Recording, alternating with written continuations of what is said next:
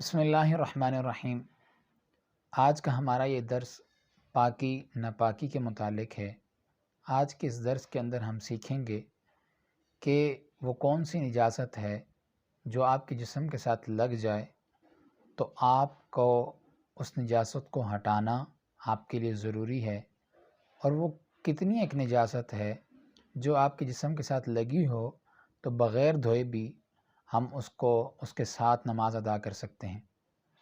ابتداءً ہم یہ سیکھ لیتے ہیں کہ نجاست کی دو قسمیں ہیں، ایک نجاست غلیظہ ہے، ایک نجاست خفیفہ ہے۔ یہ دونوں نجاستیں مختلف ہیں ایک دوسرے سے۔ نجاست غلیظہ بڑی نجاست ہے، نجاست خفیفہ چھوٹی نجاست ہے، اور ان دونوں کے حکم بھی جدا جدا ہیں۔ اب سب سے پہلے ہم ایک ایک کو دیکھیں گے تو سب سے پہلے ہم نجاست غلیظہ کو دیکھتے ہیں اور اس کے حکم کی طرف جاتے ہیں۔ نجاست غلیظہ کا یہ حکم ہے کہ اگر نجاست غلیظہ یعنی کہ بڑی نجاست آپ کے جسم کے ساتھ یا آپ کے کپڑوں کے ساتھ 1 روپے کا جو سکہ ہوتا ہے اتنی مقدار میں اتنی جگہ پر اگر لگی ہوئی ہو تو اس کو بغیر دھوئے بھی آپ نماز ادا کر سکتے ہیں۔ لیکن ایسا کرنا اور مستقل اس نجاست کے ساتھ ہی نماز کو ادا کرنا اور اس کو نہ دھونا یہ برا ہے، ایسا کرنا مکروہ ہے۔ اور دوسری نجاست خفیفہ جو ہے یعنی کہ چھوٹی نجاست، وہ اگر آپ کے کسی کپڑے کے ساتھ یا جسم کے ساتھ جس حصے کے ساتھ لگی ہوئی ہے اس حصے کا چوتھائی حصہ اس سے کم ہے تو وہ نجاست خفیفہ اس کو لگے ہوئے بھی آپ نماز ادا کر سکتے ہیں۔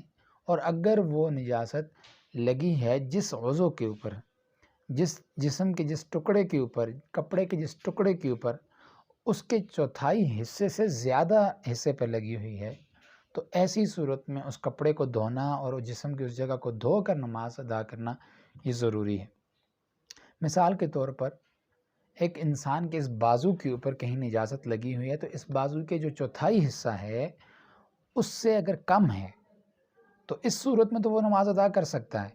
بہتر عمل تو یہی ہے کہ اس کو صاف کر کے نماز ادا کرے، لیکن اگر لگی ہوئی ہے تو بغیر صاف کیے بھی چوتھائی حصے پر اس سے کم، چوتھائی حصے سے کم پر لگی ہوئی ہے تو آپ نماز ادا کر سکتے ہیں۔ لیکن چوتھائی حصے سے زیادہ ہو جائے تو تب آپ کے پر لازم ہے کہ آپ اسے صاف کر کے پاک کر کے پھر نماز ادا کریں۔ نجاست خفیفہ ہے کیا کیا؟ جیسے حلال جانوروں کا جو پیشاب ہے وہ، اسی طرح پرندوں کی بیٹھ، یہ نجاست خفیفہ ہیں۔ اور نجاست غلیظہ کیا ہیں؟ تمام جتنے بھی جانور ہیں ان کا پخانہ اور چھوٹے بچے کا پیشاب، یہ ساری نجاست غلیظہ ہیں، بڑی غلاظتیں ہیں۔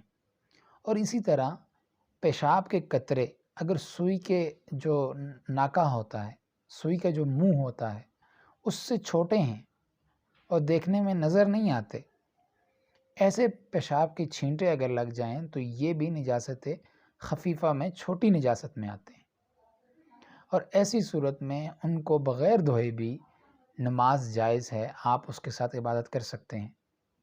اور اسی طرح کسی بڑے جانوروں کی پخانہ لگ جاتا ہے اور ان کا پیشاب اگر لگ جاتا ہے اور زیادہ مقدار میں لگ جاتا ہے تو یہ نجاست غلیظہ ہے، اس کو دھو کر پھر نماز ادا کی جائے گی۔ اور اسی طرح اب نجاست کو دور کیسے کیا جا سکتا ہے؟ اگر آپ کے کسی کپڑے کے اوپر کوئی ایسی سخت نجاست لگ جاتی ہے جسے دھونے کے بعد بھی اس کا نشان رہ جاتا ہے تو ضروری نہیں ہے کہ آپ اس نشان کو ختم کریں، بلکہ آپ 1 دفعہ 2 دفعہ 3 دفعہ دھو لیں، اس کی بو وہاں سے چلی جائے، اس کا نشان چاہے باقی رہے تو تب بھی آپ کا کپڑا پاک ہو جائے گا۔ اور اگر 4-5 مرتبہ دھونے کے باوجود بھی اس کی بو بھی نہیں جا رہی، اس کا داغ بھی نہیں جا رہا، تو ایسی صورت میں بھی آپ صابن کے ساتھ اس کو دھو لیں، اس کے بعد بھی اگر اس کی بو نہیں جا رہی تو اس کے اندر جو نجاست ہے، جو گندگی ہے وہ ختم ہو گئی ہے۔ تو ایسی صورت میں آپ کا کپڑا پاک ہو جائے گا۔ بعض ایسی چیزیں ہوتی ہیں جن کے اوپر نجاست لگ جاتی ہے تو ان کو دھونا کافی مشکل ہوتا ہے، جیسے چٹائی ہوتی ہے، کارپٹ ہوتی ہے، کمبل ہوتا ہے یا کوئی رضائی ہوتی ہے جس کو صاف کرنا اور اس کو نچوڑنا مشکل ہوتا ہے۔ تو ان سے نجاست کو کیسے دور کیا جائے؟ تو اس کے لیے آپ پہلے ایک مرتبہ اس کو دھوئیں، اسے سکھانے کے لیے ڈال دیں۔ جب آپ دیکھیں کہ اس سے پانی نچڑنا بند ہو چکا تو اب آپ اس کو دوسری دفعہ دھوئیں۔ دوسری دفعہ دھونے کے بعد جب آپ دیکھیں اسے سکھانے کے لیے ڈال دیں، اور جب آپ دیکھیں کہ اس سے پانی نچڑنا پھر بند ہو چکا ہے، یعنی اس سے پانی نکل چکا ہے سارا، تو آپ اسے تیسری دفعہ پھر دھو لیں۔ ایسے 3 دفعہ کریں اور اس کے بعد وہ پاک ہو جائے گی، اس کو پاک تسلیم کیا جائے گا۔ تو یہ ایک مختصراً میں نے کوشش کی کہ آپ کو نجاست خفیفہ اور نجاست غلیظہ کا سمجھایا جائے۔ یہ مختصر سا ایک خلاصہ تھا، امید کرتا ہوں کہ آپ کو سمجھ آیا ہوگا۔ اس کے بعد بھی ہم اس ٹاپک کے اوپر، کیونکہ یہ کافی لمبا ٹاپک ہے، ہم تفصیلاً گفتگو کریں گے۔ تو جن حضرات کو جو سوال ہوں وہ کامنٹس میں ہم سے پوچھ سکتے ہیں۔ تب تک کے لیے اجازت دیجیے۔ السلام علیکم ورحمۃ اللہ۔